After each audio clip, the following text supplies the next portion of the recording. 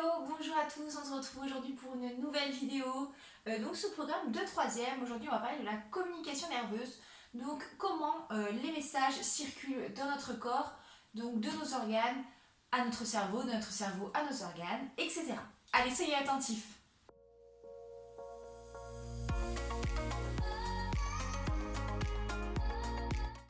Alors, comment a lieu la communication nerveuse dans notre corps? Comme je le disais, des organes au cerveau et donc du cerveau aux différents organes. Je pense que vous connaissez tous l'expression le temps que ça monte au cerveau, qui signifie qu'on a un certain temps de réaction. Donc en fait, le temps que l'information arrive à notre cerveau, on met du temps à réagir à quelque chose. Et donc comment ça se passe? Si on fait des rappels de 4e, il y a un organe qui est souvent lié à un organe des sens, un des 5 organes des sens, avec donc le toucher, l'audition, la vue, le goût, et dites-moi, l'ouïe.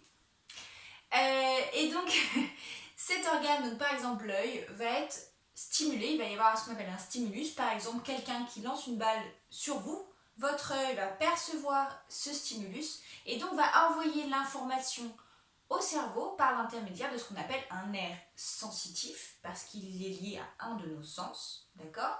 Et donc c'est ce qu'on appelle la voie afférente. Donc c'est une voie par laquelle l'information passe de l'organe jusqu'au cerveau. En réponse à ce stimulus, le cerveau va devoir réagir pour que notre corps évite cette balle ou l'attrape, ou en tout cas ait une réaction face à cette balle. Après, chacun réagit différemment quand on reçoit une balle. Donc le cerveau va envoyer un message nerveux encore cette fois-ci par ce qu'on appelle la voie efférente, donc pas la voie afférente mais la voie efférente, par l'intermédiaire d'un nerf moteur qui va donc déclencher un mouvement de notre corps pour l'attraper, pour éviter la balle, etc. etc. Donc on a l'organe sensoriel qui envoie un message à travers le nerf sensitif, donc la voie afférente jusqu'au cerveau, puis le cerveau envoie un message moteur par l'intermédiaire du nerf moteur, donc cette voie efférente qui va déclencher un mouvement. Donc ça c'est pour les rappels de 4e. Pour ce que vous allez voir maintenant en 3e, on va plus s'intéresser sur ce qui se passe à l'intérieur du cerveau. Donc quel est le rôle du cerveau? Donc le cerveau, il va traiter différentes informations de façon simultanée. Ça veut dire que il n'y a évidemment pas une seule information qui est traitée à la fois, sinon on serait un petit peu lent. Donc les informations que l'on reçoit sont souvent liées à d'autres choses. Par exemple, lorsque quelqu'un vous envoie une balle, il y a peut-être la personne qui l'envoie qui dit « Hé, attrape », c'est une information donc auditive. On a en plus l'information visuelle de la balle qui arrive, etc. Donc toutes ces informations sont traitées en même temps. Donc le cerveau va intégrer ces différentes informations. Dans l'exemple que j'ai pris, ce sont des sources de stimulation qui sont externes à nous.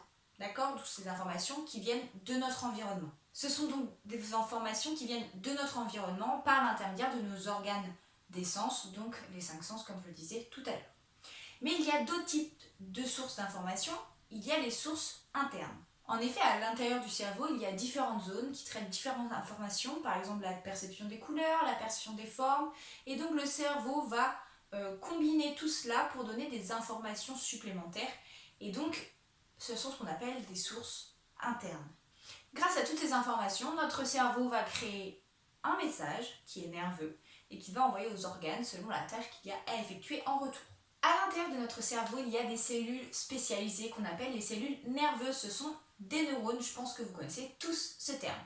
Donc le neurone est constitué de différentes parties.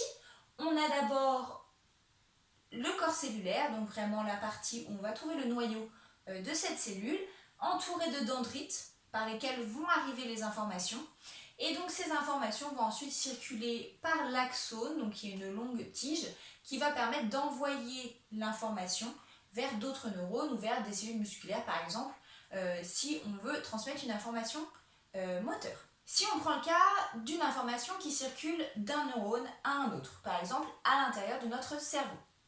L'information nerveuse va donc arriver sous forme de message électrique au bout de l'axone d'un de nos neurones, en tout cas du premier neurone du coup sur ce schéma.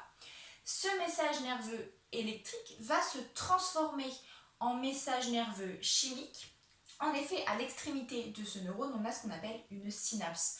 Une synapse, ça va être donc une jonction, un contact entre deux neurones. Donc, au niveau de cette synapse, il y a ce qu'on appelle des vésicules qui contiennent des neurotransmetteurs. Les neurotransmetteurs, ce sont des substances chimiques qui permettent de transmettre une information au niveau d'un neurone, donc le neuro pour neurone et transmetteur pour la transmission du message. Donc ce neurotransmetteur qu'on va trouver dans la vésicule, quand le message nerveux électrique arrive, cette vésicule va fusionner avec la membrane et donc va libérer à l'intérieur de la fente synaptique, donc l'endroit entre les deux neurones, ce qu'on appelle le neurotransmetteur. Ce neurotransmetteur, cette substance chimique donc particulière qui transmet un message chimique, va aller se fixer sur des récepteurs spécialisés sur le neurone suivant. Le neurone suivant va donc reconnaître l'information et va transformer cette information en un nouveau message électrique qui va donc partir traverser tout ce neurone pour arriver à une autre synapse, donc à un autre neurone, etc. etc. Donc ici j'ai pris l'exemple d'un contact entre deux neurones. Il faut savoir qu'un neurone peut aussi aller se fixer sur une cellule musculaire. Donc une synapse, définition très importante, c'est donc un contact entre deux neurones ou entre un neurone et une cellule musculaire. Donc voilà comment fonctionne notre cerveau, comment circule l'information à l'intérieur de notre corps. Donc de l'organe sensoriel jusqu'au cerveau par l'intermédiaire des nerfs. Au niveau du cerveau, ça va être traité donc au niveau des neurones et va envoyer une nouvelle information donc électrique de neurone en neurone jusqu'à l'organe moteur qui va nous permettre de faire la tâche à effectuer en réponse avec le stimulus qui a été perçu. Cependant, il faut savoir que notre système nerveux n'est pas infaillible. Il peut évidemment être perturbé, donc il peut être perturbé par exemple s'il y a du bruit, de la fatigue, par différentes substances comme l'alcool, la drogue, etc. Ça va venir perturber le fonctionnement de notre système nerveux. Ponctuellement, ça peut être ponctuel, mais si cette consommation de substances, si cette fatigue, ce bruit sont trop perpétuels, ça peut causer des dommages irréversibles donc sur notre système nerveux, donc sur notre cerveau notamment. Donc il faut faire attention, il faut avoir une hygiène de vie correcte, faire attention à nos consommations pour pouvoir conserver toutes les fonctionnalités de notre cerveau. Donc, comme d'habitude, je vous ai fait une petite fiche de révision sur la communication nerveuse. Vous la trouvez dans le lien dans la description, comme d'hab. J'espère qu'elle vous aidera. Normalement, il y a tout ce qu'il faut dessus. Et voilà, vous n'avez plus qu'à avoir des bonnes notes, quoi. Allez, bye!